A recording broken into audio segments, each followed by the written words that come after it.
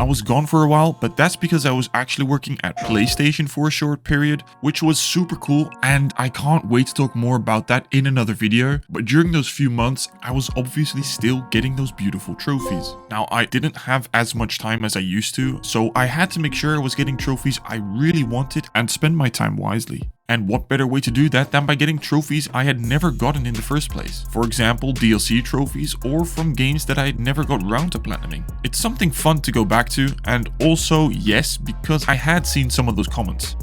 I ended up making a list of games I wanted to get that beautiful 100% for, and also work towards a higher completion rate for my overall collection, including one of my favorite games of all time that I never got the platinum for.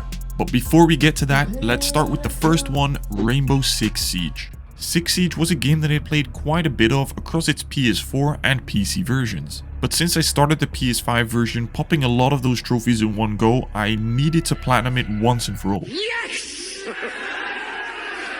We go for it! And I literally only needed 2 trophies for this platinum. But I put it off for so long I could just never force myself to play it. Because this game and its maps and meta change so often, quite drastically, that it's really not fun hopping back in every now and then. But I had to get myself back into it and get those 2 remaining trophies, which were to get a win with every operator and get 5 flawless victories, both in ranked. And that means I actually got the most difficult trophy out of the way, in my opinion, which is getting a kill with a breach charge, which I got by total accident, because that trophy was just so annoying and seemed almost impossible. So I started grinding away in ranked and trying to get a win with every operator I needed, and boy did this take a while. The requirements are simple, but it was a painfully long grind. I mean, the first trophy didn't even track properly. I had gotten a win with every operator in a round, and yes, I made sure of that by writing each win down myself, but it just wouldn't pop, and that seemed to be a common occurrence with this trophy, making it impossible to know when it was going to be given to you. The worst part of it was that even if you thought you had them all, but you were maybe just missing one, there was a very real possibility that that operator was going to be banned during the starting phase, and that would make the trophy even worse to go for and obsolete for that entire match. But luckily, after one random round that we won, I suddenly got it, which was a huge relief. And then we started really focusing on the flawless victories, which basically means winning 4 rounds in a row in ranked without the enemy team winning a single one. I thought I could get this done in a couple of days, depending on my skill, but as I almost always play games solo, even FPS games, this turned out to be a little more difficult than I expected, because this took 50 hours of grinding solo ranked in Siege. It was just brutal. The thing that makes it so difficult is you actually need some sort of skill. And I do consider myself an above average FPS player, but as I mentioned earlier, the map knowledge, operator knowledge, and even the meta are crucial to winning in Siege, and it's just so difficult to learn. There's like 100 operators, making it hard as f to know which one does what, and the maps are so confusing and totally not logical. It really takes a good couple of matches on each map to somewhat understand them and find those damn stairs. Sometimes we would be 3-0 up in a situation where we only have 1 round left to win, often leaving it up to me to clutch, knowing I could save myself 45 minutes to win a match and get closer to that platinum trophy. And sometimes I clutched, and sometimes I didn't.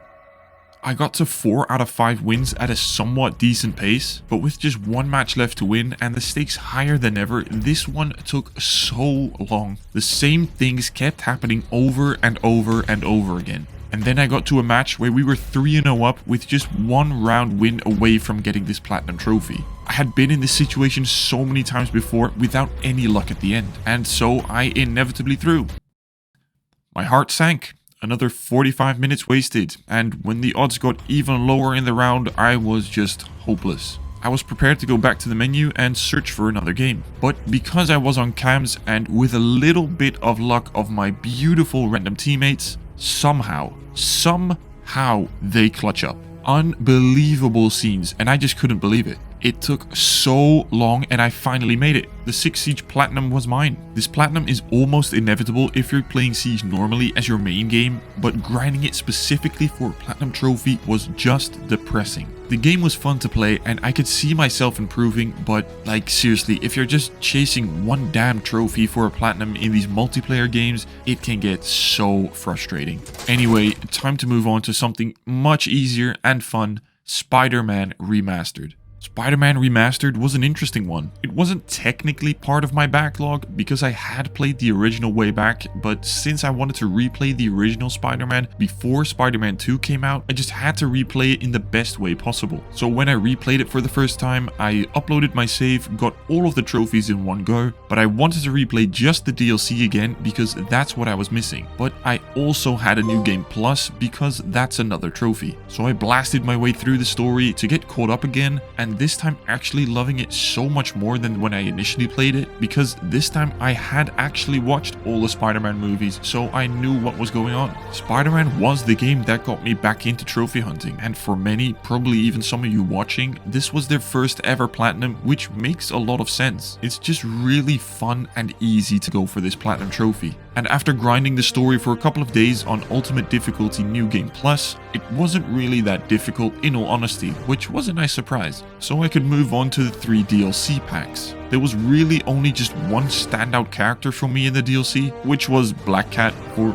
obvious reasons. But each DLC was only like 3 hours or so to finish entirely, which was a perfect length for me to just finish in one session. After completing all the DLCs, I just had a few miscellaneous trophies left, which were specifically for the remastered version. And only one of those I actually struggled with. The 100x combo didn't sound difficult, and I remember a similar one in Miles Morales. However, this one just destroyed me. I just couldn't do it. Like each time getting an 80 plus combo, but choking in the last second because I couldn't find or hit anyone, frustrating. But after making a few changes to my loadout and my playstyle, I got this bad boy out of the way and had to flex on them a little.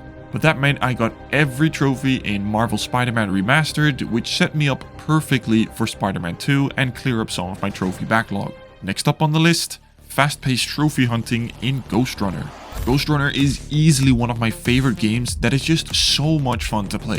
The whole cyberpunk setting, the quick fast-paced movement, the soundtrack, all together makes for one of the most satisfying games to play. And again, similar to the last game, I wanted to prepare myself for Ghostrunner 2 in the near future. So I thought, what better way to prepare for that by getting the 11 Project Hell DLC trophies that I never initially got. And it turned out that this DLC was some sort of prologue for the original game, which gave it all some extra lore, which was really cool. And truth be told, I had forgotten most of the base game story by now, but whatever. I was really looking forward to getting back into it. This time round, playing as a different character, so there are some changes to movement and abilities and a few new enemies, but the core gameplay is still the same. But I'll just start off by saying that I ended up getting all of these trophies much quicker than I was expecting. I'm fast as fuck, boy. A few miscellaneous trophies, the regular kill X amount of enemies with this weapon, or find all collectibles, achieve all upgrades, you know, the usual. And I got them all fairly quickly, but there was just one trophy that made this a challenging DLC. Like, the main game isn't easy by any means, not difficult once you get used to it, but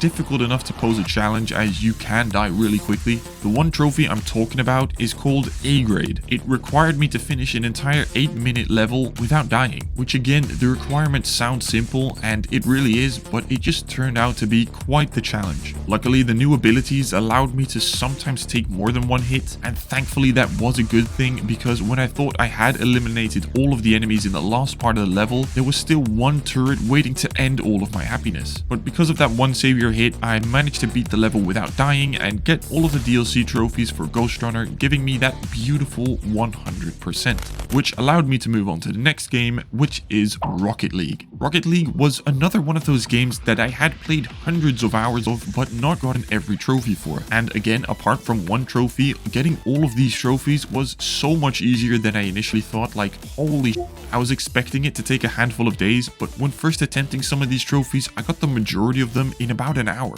Like, some of these trophies were just super simple. Scoring a goal with a specific car and decal was enough. Boom, trophy, easy. And doing that in bot lobbies against those doo-doo AI cars made it incredibly easy. So I got all of those easy trophies out of the way and had one trophy remaining, which was a little more difficult. The trophy in question is getting the MVP in a tournament. Now, I'm usually a high diamond player, but still bad enough to miss my aerials regularly, so playing in these tournaments was no joke, as you had to play against real players in a competitive environment. And after trying this, I quickly learned that it was going to take some skill that I didn't have, and after a few tries in solo, I just knew I wasn't capable of achieving this. And especially because tournaments are scheduled at set times, it was going to take forever before another solo tournament popped up. And with only tournaments for duos open and me being a solo gamer, I thought why not try split screen. So I connected my second controller, enabled split screen, and got to work. It took a little getting used to, but I was just too good for the players I came up against. Like, not to flex, but it was actually a straight home run for this. I managed to win the first tournament I entered as a solo split screen player and did the MVP like it was nothing. The absolute god gamer that I am. And that meant that after some 8 years, I finally got every trophy in Rocket League. And that's a good thing, because one of the trophies that I luckily already had is now unobtainable. But luckily the trophies in bugsnax are still obtainable, because that was the next game on my list. Something a little different, and going back to bugsnax was something I hadn't done since getting my PS5 at launch back in November of 2020. It was the first actual PS5 game that I platinumed aside from the glorious Astro's Playroom. But if you hadn't played bugsnax before, it might not be exactly what you think it is. I'll leave the story aside, but the gameplay is fairly simple, where you simply catch bugs that look like snacks. And when the DLC got released a year after launch, it introduced 3 new trophies, a new area, but also new bugsnax. The DLC is very short to get through, where it's only estimated to take about 10 hours, but I believe I did it in some 5 or 6. It's literally just complete the quest line and do some side quests, which if you hadn't played bugsnax before, will simply just be implemented into the normal story. Because aside from those main side quests in a new area, for the other 2 trophies you have to collect some hats and do some quests for the inhabitants of Snackburg, the main area of the game. And there are a lot of quests. Around 70 or so are needed to fully furnish your house, which unlocks one of the trophies, which evidently takes quite a while. They were fine to do, I guess, and more so because I had automatically already completed about 20 or 30 of them just because I had completed the original story way back then. But those quests are literally just find this specific bugsnax and bring it here, or find that specific bugsnax and eat it there, feed it to him, etc. Just extremely repetitive. It was just fine to do, you know, I didn't love it. I mean, it's alright. The most challenging part was probably just the controls and remembering which bugsnax goes with which trap and such. So I guess I did have fun for those few hours, but I wasn't over the moon about returning and finishing it. I'm just glad to be done and get that 100%. Get out of here. And the next game to get the 100% for was Immortals Fenyx Rising. It's actually one of the games I really enjoyed and don't see it getting enough praise. It was a very memorable experience for me playing through it for the first time, so I was really excited to dive into the 3 DLC expansions and explore more of this game. Each of the 3 DLCs has 6 trophies, which were all very different experiences from one another. We'll touch on each one individually, but they all borrowed things from the main game, just ever so slightly varying them. A new God DLC was the most similar. It was basically just puzzle elements of the main game, but only that. Going through each God's trial ended up taking like 25 trials in total, which honestly became pretty boring after the first few. It's just the same thing over and over again. Also very long and multiple sections in puzzles, which the worst part of it is getting stuck and not knowing how to figure it out. It's just not a whole lot of fun and can get really tedious near the end. Thankfully, it wasn't difficult by any means, it was just a bit too much on the brain teasing side of things. So I quickly moved on to the next DLC, which was Myths of the Eastern Realm. Now, I was really hyped for the sequel of Immortals, but sadly, since that got cancelled, this DLC was basically the next best thing. Instead of taking place in ancient Greek god mythology, we now had Chinese mythology, with gods from the Chinese culture being prominent and actually pretty cool to learn about them because not many games take inspiration from that era. The story was super short to get through, and with a new map and everything, it only still took me a handful of hours. But that might have been due to the story just feeling like it was suddenly cut off. I don't know if it was just me that it didn't click with me correctly, but it felt like it just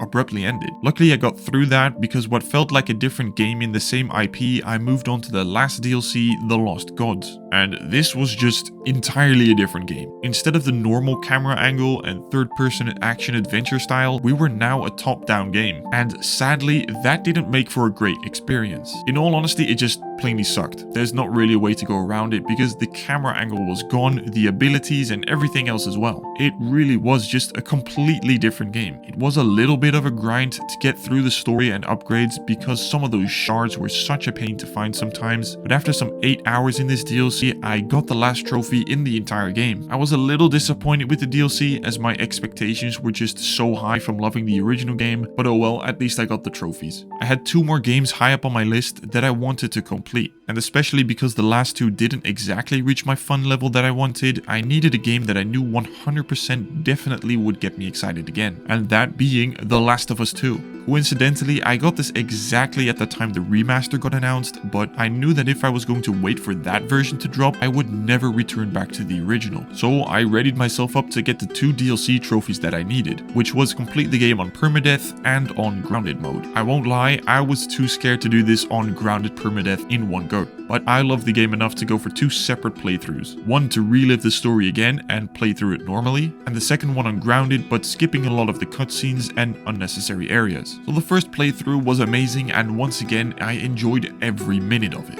It's a thrilling story that just emotionally destroys you. The gameplay is extremely satisfying, and because I played on light difficulty, it was still really engaging. Grounded, however, was a completely different story, but not as tough as I was afraid of. From my vague memory, I'd say it was easier than The Last of Us Remastered Grounded playthrough, and in this one as well, you can skip a lot of the combat encounters simply by sprinting through the area. Other encounters were possible to get by being super sneaky and finding a silent path through it, and I could do a lot of it without any sort of guide. However, on a few occasions I did get stuck, because the difficulty and AI seemingly having aimbot X-ray wall hacks sometimes, it was difficult. So for those few times, I used none other than Anthony Caliber's speedrun strats. The guy's a god at the game, so I tried to replicate his strats as best as possible, which often worked like a charm, so huge shout out to him. But even by watching his gameplay, I was still stuck at the very last combat encounter of the game, and it was easily the one I struggled the most with, because I was stuck for a good hour on this section because I just couldn't find a way to get through it. I died far too quickly and just couldn't find a way. It was extremely tough, but using some of those speedrun strats I did find, I managed to somehow overcome it, which then allowed me to finish the story, and I'm very happy to have gotten those 2 trophies, even though it took me about 30 hours just for a bronze and silver trophy, but you know, the things you do for trophies, right? Which, for example, is setting up your PS3 again, because for the final game that I was going to revisit, it was, and to this day still is, one of my favorite games of all time. A game that I had played for almost 300 hours in the past back in my PlayStation 3 days, but I had never gotten the platinum trophy for, and a game that required me to go back and do it quickly because as the prior games in this franchise, the servers got taken offline. The game in question? Battlefield 3. Going back to this game was so much fun. I hadn't played this game in some 11 years or so I was just hit with nostalgia everywhere. The load screen, the main menu, the sounds, then the gameplay, the noises of the gunplay, just everything about it. But the trophies weren't as straightforward as I would have liked. I had done most of the trophies, even most of the DLC ones, and the ones that I were missing were in single player, in co-op, which is a pain on its own, and then some multiplayer for a few DLC trophies, which isn't the easiest thing to do on a game that is almost 13 years old. So I started with the easiest part, the single player. I had to finish the game on hard, which was actually fairly brutal. The PS3 FPS games always had ridiculous difficult settings on the highest difficulty, and in the meantime, if I wanted to be as efficient as possible, I had to get a handful of miscellaneous trophies in single player as well, like shooting 4 lights, grabbing a dog tag, kicking a car, and destroying tanks. All relatively easy without any problem, and so after capturing the bad guy, I finally got all of the single player trophies out of the way.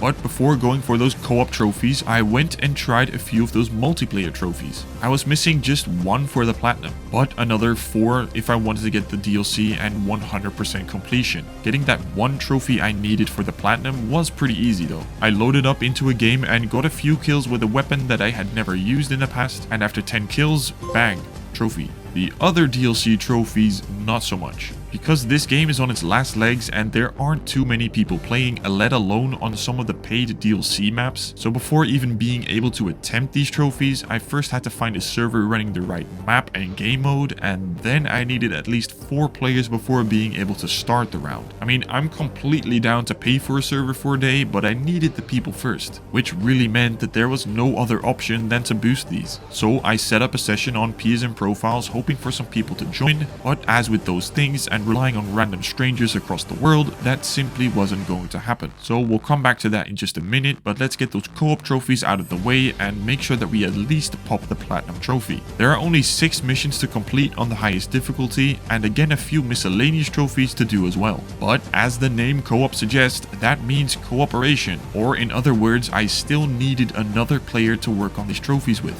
Luckily, I knew just the right guy. An FPS god and a true Battlefield veteran, Mr. Teabag Gaming. We quickly hopped into the missions with a nice variety of things to do, and most were similar to the single player ones, which did help figure things out quickly. I also found out that I wasn't at the same level of skill as I used to be in this game, which occasionally might have meant we had to replay an entire level just before finishing it. And sometimes we had to be sneaky and make our way through the level, sometimes even more sneakier, and we also had to make sure that we timed our shots correctly, which sometimes did take a few tries, definitely not always my fault, but we got them done relatively easily. So we gradually made our way through to the final mission, and there was just one trophy remaining between me and the platinum trophy I had been waiting years for to achieve.